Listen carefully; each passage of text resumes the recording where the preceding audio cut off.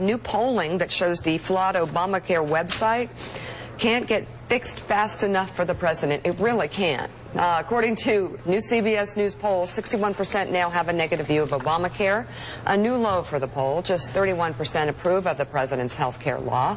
President Obama doesn't fare much better, with just 32% of Americans approving of the way he's handling health care. That's his lowest rating on the issue since CBS started asking the question 4 years ago. The poll also finds 31% believe the problems with the website are an isolated issue. However, 63% think they signs of more widespread problems to come. And overall, just 15% of voters think Obamacare will help them. 39% say it will do more harm than good. And Mark Halperin, I know what will happen if I'm too forceful with this argument, but this is right in the middle of all the glitches. I mean, farther out these polls could change, I guess. Well, they could, but I will tell you, without being hyperbolic and just looking at it as a snapshot of where we are now, I've been traveling the country for a week. The people who seem most upset and most worried are liberals and big supporters of the law, who are concerned that if the poll numbers start to turn quickly, it may be very difficult for the president to ever accentuate the positive aspects of the law, because the opponents of it can cherry pick individual constituent examples, big macro problems with it. Yeah. So it is, I'd say, a crisis that needs to be addressed on substance and on politics. And you can see in the White House, they're trying to balance being optimistic with recognizing that there are problems and real concerns. And every poll showing the same thing. Yeah. We've seen a bunch of national polls, and it's obviously not just with the health care, but it's now infecting how people see the president. So, Halperin, to your point, the White House is pointing to a new report that shows annual increases in health care costs may be slowing. The Council of Economic Advisors says cost inflation is at its lowest point in 50 years, with total national health expenditures up only 1.3% from 2010.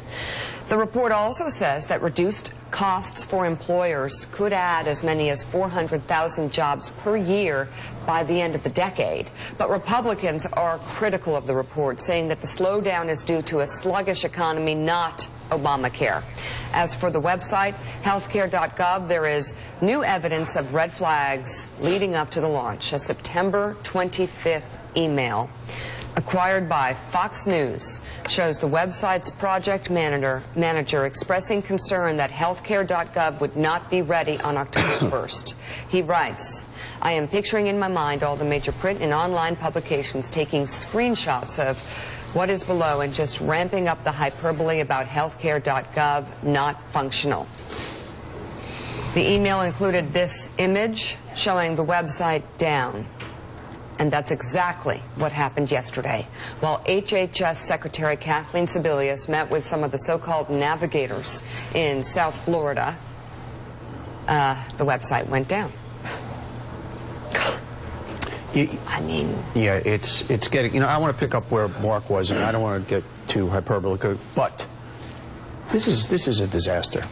We have asked American people to behave differently, to change the way. When was the last time we asked the entire country to do something differently? Now, doing that, it better be right, and we clearly know it has not been. And my concern is the war of anecdotes going forward, that the passion of the negative anecdotes of I can't get my old insurance, or I have cancer, are so much more intense than what I'll call the positive anecdotes. Oh, this is the, So that's my big concern. The only shot the president has is, and people are not going to be happy with it, is what I'm going to call a 5-year narrative and say, look, there are two things that are going to be happening. We're going to lower the growth of healthcare costs, which is we're starting to see, and more people are going to have insurance, those 30 and 40 million. Right. But this is a 5-10-year proposition. Now, it's not going to make people happy today. That, at this point, is his only math, if you will. Well, go ahead, Harold. You could very well be right. The fundamental problem for him now, to expand on Mark's point, is what happens with Democrats in the Senate and the House who are up for re-election, and how they have to respond and behave around this. I think you could be right. We might see it in 3 or 4 years, but that's not fast enough for either Democrats in the House and the Senate, or even the next presidential race.